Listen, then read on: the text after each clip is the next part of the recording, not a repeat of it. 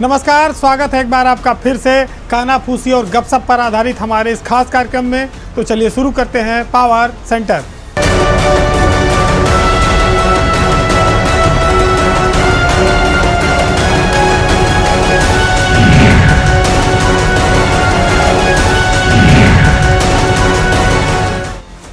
जिन्हें हम सरकार में बहुत महत्वपूर्ण और बड़े ओहदों पर देखते हैं, जरूरी नहीं कि उनकी किस्मत भी शीर्ष पर हो।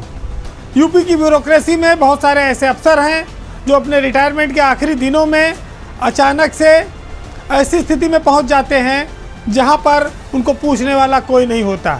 लोग सोचते हैं कि ब्यूरोक्रेट हैं, सेवा के आखिरी दौर में शीर्ष कुर्सी पर जाकर काफ़ी लाव लश्कर, सुविधाएं और पावर एंजॉय करके वो रिटायर होंगे, लेकिन सबकी किस्मत में ऐसी बात नहीं है।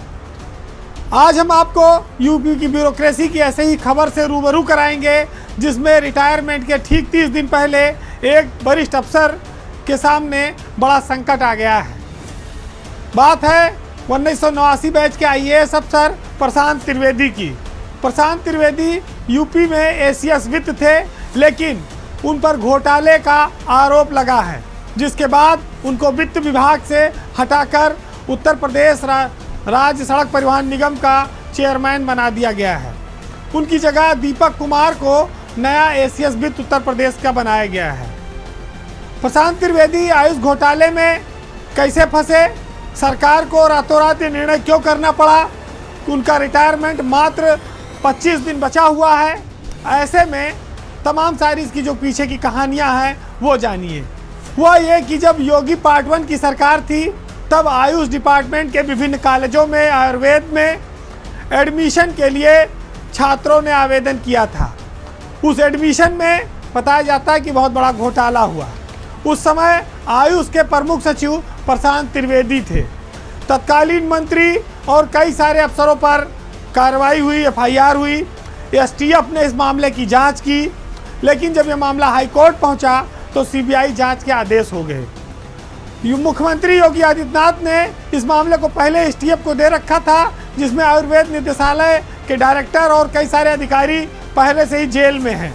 अब बात प्रमुख सचिव और मंत्री की थी। इसी बीच प्रशांत त्रिवेदी ट्रांसफर होकर एसीएस वित्त बन गए, वित्त विभाग में आ गए, जो बहुत बड़ा महकमा है, सरकार के खजाने की रखवाली करता है। सरकार का बहुत भरोसेमंद अफसर ही अपर मुख्य सचिव वित्त बनाया जाता है। लेकिन जैसे ही सीबीआई ने इस मामले को टेकअप किया, वैसे ये साफ हो गया कि प्रशांत त्रिवेदी के दिन अब खराब होने वाले हैं।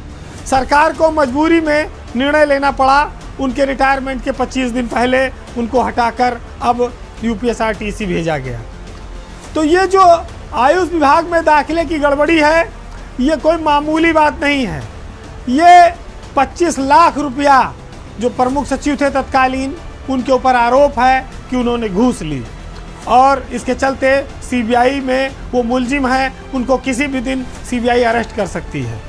पिछले दिनों जो तबादले हुए उसमें प्रशांत त्रिवेदी का नाम शीर्ष पर था। दूसरी ओर कानपुर में विधानसभा अध्यक्ष और सांसदों के बीच जो विवाद चल रहा है, उसको लेकर वहाँ के मंडलायुक्त राजशेखर को हटाया गया। राजशेखर लंबे समय से कानपुर के मंडलायुक्त थे, काफ़ी चर्चित अधिकारी हैं। अब उनको शासन में कृषि सचिव बनाया गया है। राजशेखर के बारे में लोग जानते हैं, वो जहाँ भी रहे हैं उन्होंने बेहतरीन काम किया है। वो लखनऊ के डीएम भी रहे हैं। उनकी जगह पर तैनात किए गए लोकेशम को लेकर ये जरूर है कि सहारनपुर में अभी गुर्जरों को लेकर जो रैली यात्रा निकाली गई थी, उसको लेकर काफ़ी तनाव हुआ, बवाल हुआ, हंगामा हुआ। उसके बाद उनकी इस पोस्टिंग को कानपुर के प्राइम पोस्टिंग के तौर पर देखा जा सकता है। लेकिन हम लौटकर जब आयुष घोटाले पर आते हैं, प्रशांत त्रिवेदी पर आते हैं, तो ये देखते हैं कि हर अफसर की किस्मत में सकुशल विदाई या शानदार विदाई नहीं है। बहुत सारे लोग अपनी नौकरी के अंतिम समय में शीर्ष पर नहीं पहुंच पाते, सरकारों की आंखों की किरकिरी की वजह से संट पोस्टिंग में रहते हैं और चुपचाप रिटायर हो जाते हैं।